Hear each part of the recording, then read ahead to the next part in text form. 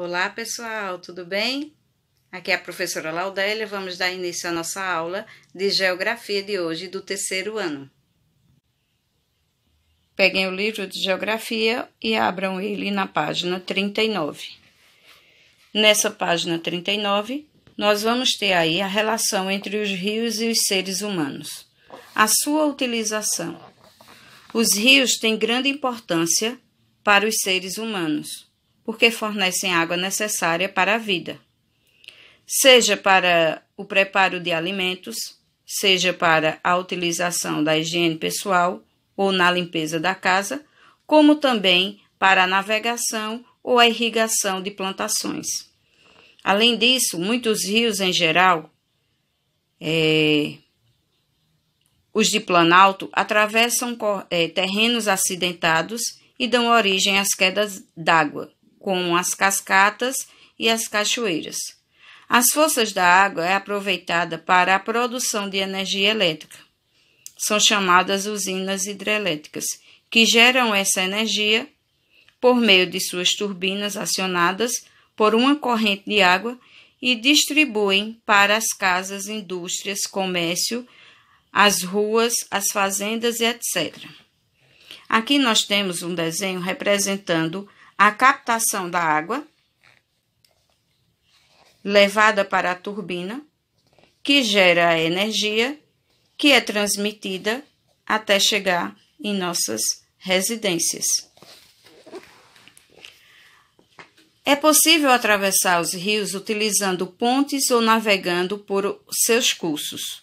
Os rios pelos quais é possível navegar são chamados de navegáveis e são utilizados para o transporte de pessoas e de cargas, como vemos na imagem.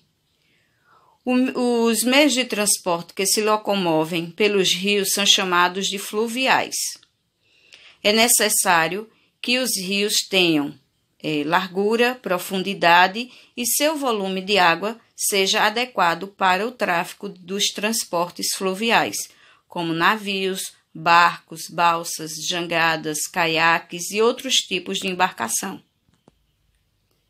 Em geral, os rios de planícies são considerados navegáveis, pois não apresentam corredeiras ou quedas d'água, elementos que dificultariam a navegação. Alguns rios apresentam baixa profundidade, fator que dificulta muito o deslocamento desses meios de transportes fluviais. Quem pilota meios de transportes fluviais precisa se localizar ao longo do curso do rio. Para isso, adota um ponto de referência, ou seja, algo que indique o local onde o transporte está. Tudo que está, vamos observar aqui, tudo que se localiza antes do ponto de referência, antes do barco ou do navio, seguido em direção à nascente, é chamado de montante.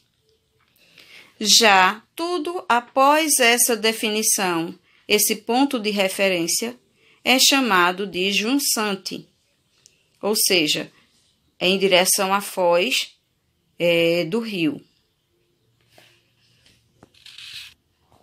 Os rios sem poluição é aquele que apresenta águas limpas e cristalinas, nas quais os peixes e as plantas crescem naturalmente. Sua água serve para o consumo, para regar plantações, para o lazer, entre outras coisas. Já os rios poluídos, suas águas não podem ser utilizadas, porque elas introduzem aí muitas matérias químicas, físicas e biológicas que interferem na qualidade da água e afetam o organismo dos seres que nelas habitam. Esses materiais vão desde os simples saquinhos de papel até os mais perigosos poluentes tóxicos, como os pesticidas, metais pesados como o mercúrio, o cromo, o chumbo e detergentes, que são perigosos para os seres vivos de modo geral.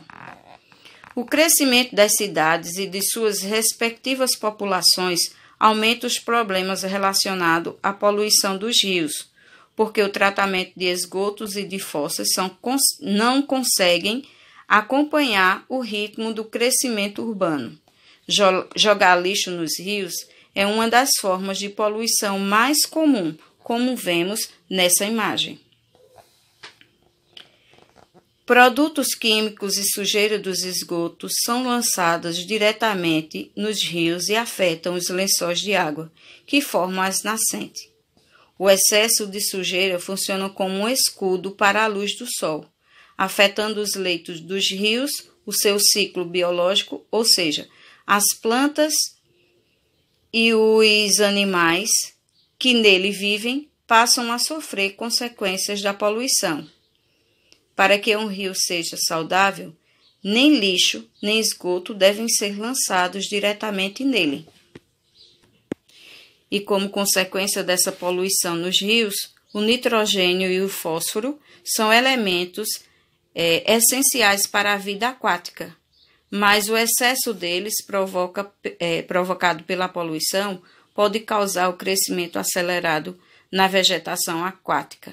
Com isso, sobra menos oxigênio na água, o que pode causar a morte de vários animais, como vemos aqui, os peixes mortos num rio. Na exploração mineral dos rios na Amazônia, por exemplo, usa-se o mercúrio para separar o ouro de outros materiais. O mercúrio, depois de usado, é lançado diretamente nos rios, podendo provocar a degradação do meio ambiente, não só com os animais mortos, mas também as plantas sofrerão.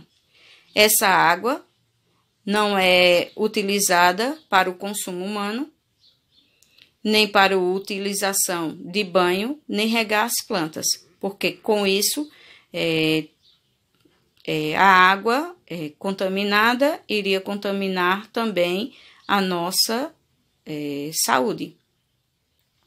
A poluição química das indústrias que lançam diversos produtos químicos diretamente nos rios, sem qualquer processo de filtragem, também é bastante danosa ao meio ambiente fluvial e, consequentemente, aos seres vivos, interferindo em sua composição natural.